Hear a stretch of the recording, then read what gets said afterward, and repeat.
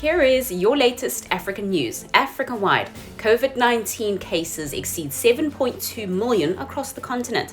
As of 17 August, confirmed cases of COVID-19 from 55 African countries reached 7,296,720, while over 55,904,582 vaccinations have now been administered across our continent.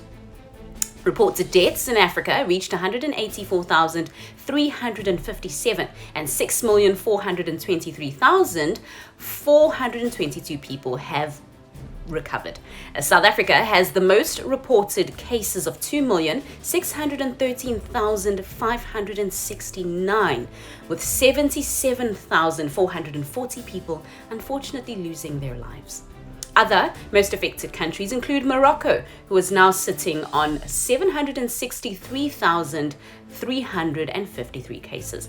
Tunisia, 625,688, Ethiopia 289,962, Egypt now at 285,465, Libya 284,618, and Kenya lastly at 221,406 cases. Uganda to take in 2,000 Afghan refugees. Uganda has agreed to temporarily host 2,000 Afghan refugees. Uganda's State Minister for Relief, Disaster, Preparedness and Refugees announced that President Yoweri Museveni asked her to take preparations to host 2,000 refugees from Afghanistan. The country is expecting them to be brought in shifts of 500. So UNHCR secured imperial hotels in Entebbe as a transit center for them to first of all arrive and be screened. UN High Commission for Refugees Uganda representative Joel Batroy also confirms the decision to receive the Afghan refugees. Africa-wide, Africa Cup of Nations, draw made for delayed 2021 event in Cameroon. Holders Algeria have drawn former winners Ivory Coast in the group stage of the delayed 2021 Africa Cup of Nations in Cameroon next year. At a star-studded ceremony in Yaoundé on Tuesday, Algeria were drawn in Group E, where they will also face Sierra Leone and Equatorial Guinea. The tournament, which features 24 teams and runs from the 9th of January to the 6th of February, will see the winners and runners-up in each of the 6 groups, plus the best 4 third-place teams, reach the knockout phase.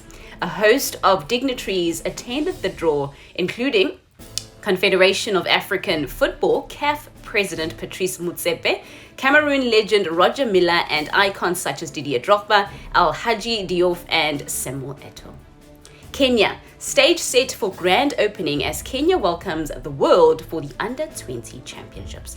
Postponed for 1 year due to the COVID-19 pandemic, the opening ceremony of the 2021 World Athletics Under-20 Championships will now take place today officially in the evening at the Moi International Sports Centre, Kasarani.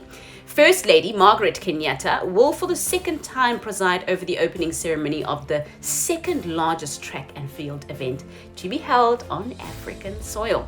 8 children selected from around the world will light the flame of youth, followed by the parade of countries that will be participating in the 5-day event that starts officially today. West Africa. ECOWAS fixes January 2025 deadline for adoption of cleaner fuels. Member countries of the Economic Community of West African States, ECOWAS, have set a January 2025 deadline for the adoption of cleaner fuels and vehicles in the region to reduce air pollution across the cities. Speaking at the African Refiners and Distributors Association 2021 virtual workshop series, ECOWAS Director of Energy Bayorinde Dabire disclosed that the range of fuel specifications in the sub-region currently spans 50 parts per million sulfur in some countries to 10,000 ppm in others. He said the need for harmonization led to the issuance of an ECOWAS directive last year, which covers exhaust gas and particulate emissions limits for two-wheeled light and heavy vehicles. Dabire stressed that any improvement in fuel specifications without alignment with vehicle emission limits would not have the desired effect, emphasizing that member states should prohibit the import of petrol and diesel, which do not comply with the harmonized fuel specifications. South Africa. South African activists slammed J&J for exporting vaccines. Health activists in South Africa have slammed Johnson & Johnson for exporting vaccines produced in South Africa to countries in Europe, which have already immunized large numbers of their people and have even donated vaccines to more needy countries. The one-dose J&J vaccines were exported from South Africa, where they had been assembled despite the pressing need for vaccines across Africa, where less than 3% of the continent's 1.3 billion people have been fully vaccinated. The South African activists on Tuesday called for a full disclosure on the South African government's contracts with Johnson & Johnson and other vaccine manufacturers, and they threatened legal action to get this information. At a press briefing on Tuesday, they reacted to revelations by the New York Times that millions of J&J doses produced by Aspen Pharmacare in the South African city of Gqeberha, formerly Port Elizabeth, are being exported to Europe. Libya. 2.8 million Libyans sign up to vote, but polls are far from sure. Libya's Elections Commission on Tuesday closed its online voter registration portal ahead of national polls set for December, but beset by growing doubts despite a month-long pause in fighting. Commission head Imad Al-Sayeh told journalists in Tripoli that some 2.83 million people in the North African country had signed up to vote and invited citizens overseas to register from Wednesday onwards. Libya, home to some 7 million people, has made tentative steps since last summer towards ending a decade of violent fragmentation, initially sparked by the overthrow of Muammar Gaddafi in 2011. Despite months of relative peace, Libyans remain at odds over when the elections should be held, which elections, and on what legal basis. Libya has been without a constitution since 1969. The 75 delegates selected by the United Nations to guide the political transition have yet to agree on a constitutional basis for the December polls.